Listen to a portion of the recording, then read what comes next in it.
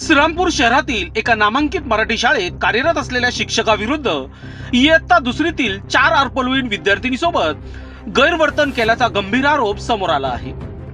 या प्रकरणामुळे शहरात संतापाचे वातावरण निर्माण झाले आहे। सचिन महाजन गोनारकर वय वर्ष 35 असं अटक करण्यात आलेल्या शिक्षकाचे नाव असून त्याची नियुक्ती 1 ऑगस्ट 2025 रोजी करण्यात आली होती।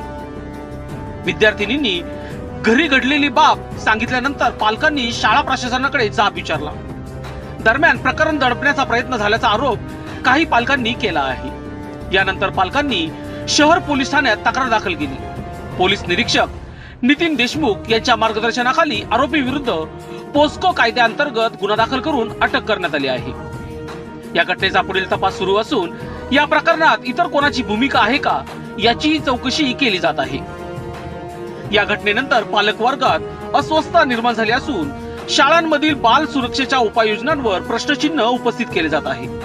दोषींवर कडक कारवाई व्हावी तसेच शैक्षणिक संस्थांमधील सुरक्षा यंत्रणा अधिक सक्षम करण्यात यावी अशी मागणी नागरिकांकडून होत आहे।